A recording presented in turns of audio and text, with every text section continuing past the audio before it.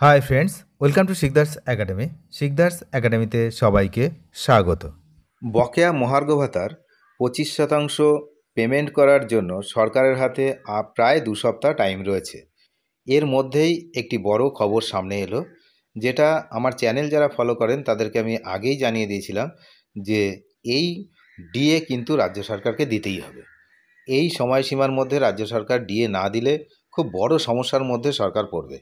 তো সেই জন্য এই মুহূর্তে সবচেয়ে বড় খবর সামনে এলো যে সরকারি কর্মীদের ডিএ মেটাতে ঋণ নিচ্ছে রাজ্য সরকার। হ্যাঁ বন্ধুরা, ঠিকই শুনছেন, পুনরায় ঋণ নেওয়া হচ্ছে রাজ্য সরকারের তরফ থেকে।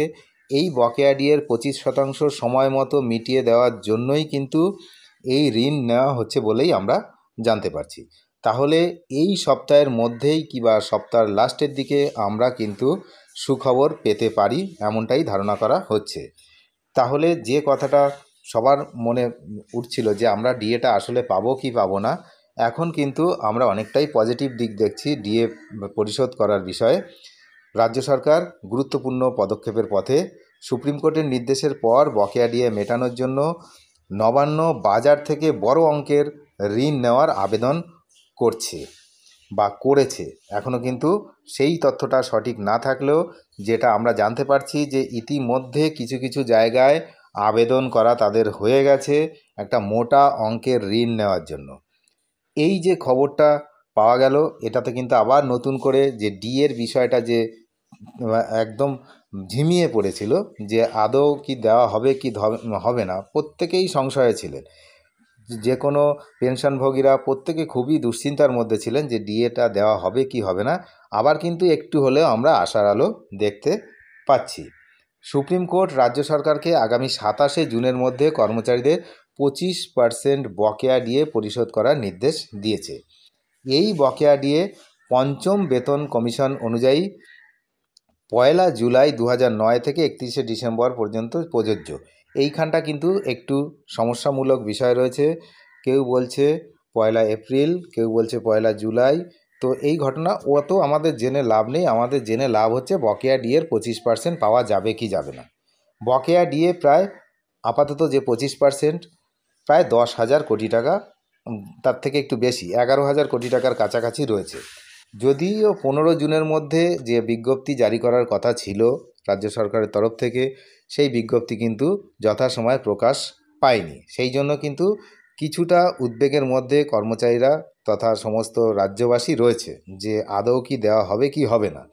কিন্তু যেহেতু ঋণ নেওয়ার কথা সামনে আসছে, তথ্য সামনে আসছে, সুতরাং এটুকু নিশ্চিত যে বকেয়া ডিএর 25% দেওয়া হবে এবং সেটা 27শে জুলাইয়ের আগেই দেওয়া হবে।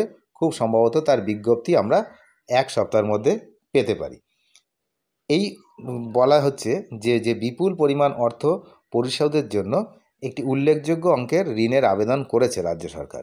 এই ঋণের পাশাপাশি রাজ্যের নিজস্ব তহবিল থেকেও বেশ কিছু অর্থ ব্যবহার করা হতে পারে। মানে পুরোটাই যে ঋণ নেবে তা নয়, কিছুটা ঋণ কিছুটা তহবিল। ঋণের সুনির্দিষ্ট পরিমাণ এখনও পর্যন্ত জানা যায়নি। তবে এই পদক্ষেপে কিন্তু কর্মীদের যে দীর্ঘদিনের স্বপ্ন পূরণ বা দাবি পূরণ, স্বপ্ন ঠিক নয়, তাদের ন্যায্য পাওনা, এটা স্বপ্ন আবার কি, সেই দাবিটা কিন্তু পূরণের ক্ষেত্রে রাজ্যের যে ইচ্ছা সেটা কিন্তু প্রকাশ পাচ্ছে। দীর্ঘ সময় ধরে বকেয়া ডিএ নিয়ে অনিশ্চয়তা থাকলেও এই পদক্ষেপের ফলে কিছুটা হলেও স্বস্তি মিলেছে। যেমনটা আমি আগেই জানালাম যে কর্মীরা আশা করছেন খুব দ্রুতই বকেয়া পরিশোধের প্রক্রিয়া শুরু হবে এবং তাদের আর্থিক অবস্থার উন্নতি হবে। তবে এখনও কোনো আনুষ্ঠানিকভাবে ঘোষণা না করাতে একটু উদ্বেগ তো রয়েছেই। যত সময় না আনুষ্ঠানিক ঘোষণা হচ্ছে তত সময় কিন্তু আমরা উদ্বেগেই আছি। তো কিছুটা ধোঁয়াশা সেই জন্য থেকে যাচ্ছে। তো কর্মকর্তা, রাজনৈতিক কর্মকর্তা থেকে শুরু করে যারা হচ্ছে আন্দোলনকারী, তাদের ধারণা যে রাজ্য সরকার প্রথমে আংশিক পরিশোধ শুরু করতে পারে। অর্থাৎ যে 25% বকেয়া সেটা একসঙ্গে দেওয়া হবে কিনা বা তার কিছুটা অংশ এই মুহূর্তে দেওয়া হবে কিনা সেটাও কিন্তু একটা বিষয় রয়েছে। তবে আমার মনে হয় যেহেতু 25% সুপ্রিম কোর্টেরই হচ্ছে বকেয়ার 25% সুপ্রিম কোর্টেরই নির্দেশ, তো সেই জন্য প্রথম কিস্তিতে হয়তো বকেয়ার যে 25% সেটা কিন্তু দিয়ে দেওয়া হতে পারে। কারণ তারপরে আরও 75% বকেয়া থাকছে, মানে বকেয়ার 75%। সেটা কিন্তু আবার আগস্টে শুনানি রয়েছে, আপনারা জানেন, তখন সেটা নিয়ে আবার কথা উঠবে। সেক্ষেত্রে কোর্ট আবার কতদিনের মধ্যে তা পরিশোধ করতে বলে সেদিকে তো আমরা তাকিয়ে আছি। বর্তমানে সরকারি কর্মীদের নজর থাকবে রাজ্য সরকারের পরবর্তী পদক্ষেপের দিকে। বাজার থেকে ঋণ গ্রহণের প্রক্রিয়া কবে শুরু হবে এবং কবে থেকে ডিএ পরিশোধ শুরু হবে তা নিয়ে কিন্তু বেশ ধোঁয়াশা রয়েছে এবং কৌতূহলও রয়েছে বিভিন্ন মহলে। এই পদক্ষেপ সফল হলে তা রাজ্যের অর্থনৈতিক ব্যবস্থাপনার ক্ষেত্রে একটি গুরুত্বপূর্ণ দৃষ্টান্ত স্থাপন করবে। এছাড়াও এটি ভবিষ্যতে সরকারি কর্মীদের বেতন ও ভাতা সংক্রান্ত নীতি নির্ধারণে সহায়ক হবে। একটি আনুষ্ঠানিক বিজ্ঞপ্তি এই সপ্তাহের মধ্যে আসতে পারেই বলে কিন্তু আশা করা হচ্ছে। তো এই নয়া পদক্ষেপ কর্মীদের একটি মানে মনে একটা গুরুত্বপূর্ণ যে আশার সঞ্চার সেটা কিন্তু হয়েছে, তা বলার আর অপেক্ষায় থাকে না। যদিও আমাদের চূড়ান্ত ঘোষণার দিকে কিন্তু অপেক্ষা তাকিয়ে থাকতে হবে যে কবে চূড়ান্ত ঘোষণা হয়।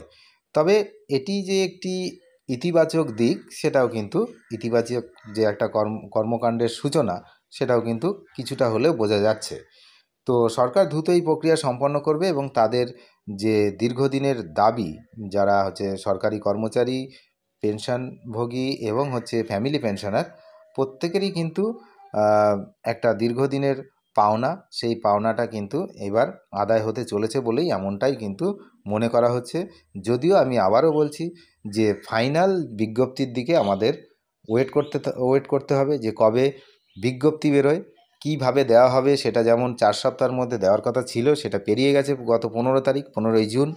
তো পেরিয়ে গেলেও তারপরেও যদি এখন এই 1 সপ্তাহের মধ্যে যদি সমস্ত কিছু কমপ্লিট করা হয় তাও ঠিক আছে, সেটাও ভালো খবর। অনেক ধন্যবাদ শেষ পর্যন্ত দেখার জন্য। যারা চ্যানেলে নতুন অবশ্যই চ্যানেলটিকে সাবস্ক্রাইব করে রাখবেন, কারণ ডিএ সংক্রান্ত সমস্ত আপডেট সবার আগে এখান থেকেই পাওয়া যায় এবং কোন সময়ে কি আপডেট, সঠিক আপডেট কিন্তু দেওয়ার জন্য আমরা সবসময় চেষ্টা করি। ধন্যবাদ।